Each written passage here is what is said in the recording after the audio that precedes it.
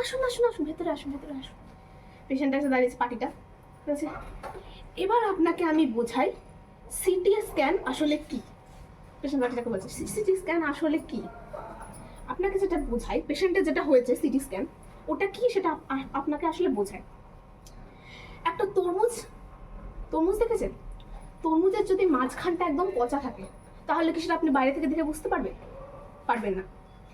আপনি ধরুন তরমুজটাকে কাটতে শুরু করলেন, প্রথমে একটা ফালি কাটলেন লাল, তারপর একটা ফালি কাটলেন লাল, তারপর একটা ফালি কাটলেন, দেখলেন মাঝখানে একটু ছোট্ট হয়ে হলুদ হয়েছে। তারপর একটা ফালি কাটলেন, দেখবেন হলুদটা একটু বড় হয়েছে। তারপর একটা ফালি কাটলেন, দেখলেন হলুদটা আর একটু বড় হয়েছে। তারপর একটা ফালি কাটলেন, দেখলেন হলুদটা ছোট হয়ে গেছে। তারপরে একটা ফালি কাটলেন, দেখলেন হলুদটা আর একটু ছোট হয়ে গেছে। তারপরে একটা ফালি কাটলেন, দেখলেন আবার তরমুজটা লাল হয়ে গেছে।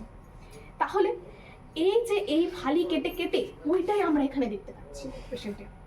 দেখুন, এইগুলো হচ্ছে পেশেন্টের ওপর থেকে কাটা হয়েছে, এইগুলো হচ্ছে পেছন থেকে সামনে থেকে কাটা হয়েছে।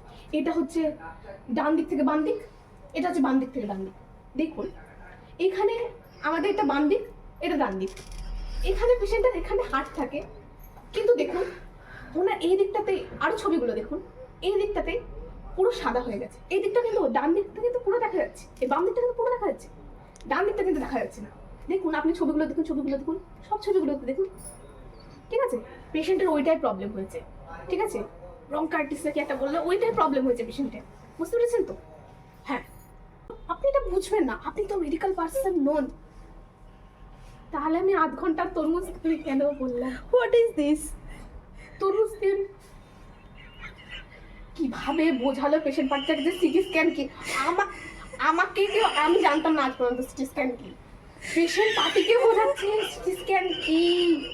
পেশেন্ট পার্টিটাকে ওখানে ডেকে ওইখানে বলছে যে সিটি স্ক্যান তরমুজের ভেতরে পচা। সেটা থেকে আমরা কি করে জানতে পারবো? কেটে কেটে, ওই কেটে কেটে ছবি হয়েছে পেশেন্টের সিটি স্ক্যান।